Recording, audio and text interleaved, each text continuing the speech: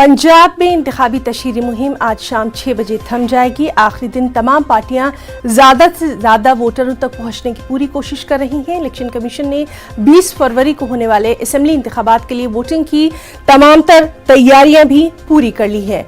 आपको बताएं कि इतवार को सुबह 8 बजे से शाम 6 बजे तक रियासत के 117 असेंबली हलकों में पोलिंग होना है।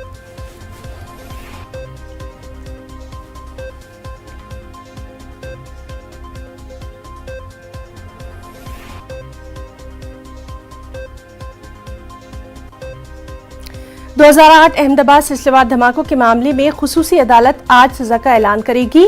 गुज़िश्ता दिनों खुसूसी जज AR पटेल ने इस केस में 49 अफराद को कसूरवार करार दिया था, जबकि 26 अफराद को बरी कर दिया गया था। 26 जुलाई 2008 को अहमदाबाद शहर में हुए सिलसिलेवार धमाकों में 50 से ज्यादा अफराद हलाक जबकि 200 से ज्यादा जख्मी हुए थे। सीधे रुख करेंगे अहमदाबाद का, हमारे साथ मौजूद है हमारे साथी जनक दवे। जनक, आज सभी की नजरें रहने वाली है इस अहम फैसले पर, क्या कुछ तफसीलात? देखिए, आज 11 बजे जज AR पटेल हैं वो इस मामले में फैसला सुनाएंगे।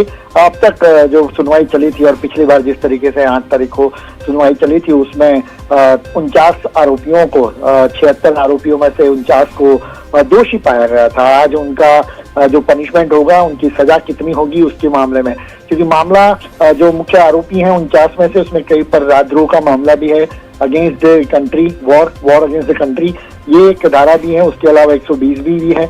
तो ऐसे में मैक्सिमम पनिशमेंट यानी कहीं कैपिटल पनिशमेंट की भी मांग जिसे कह सकते हैं राज्य सरकार की ओर से की गई 49 आरोपियों में। तो अब देखना होगा क्या क्या, चूंकि पिछली बार जितनी सुनवाई हुई कोर्ट ने उस पर पाबंदी बताई थी रिपोर्टिंग की, लेकिन उस पर जो बातचीत हुई थी उस मसले पर देखते हुए जो दोषी थे उनके वकीलों ने अपना पक्ष रखा था।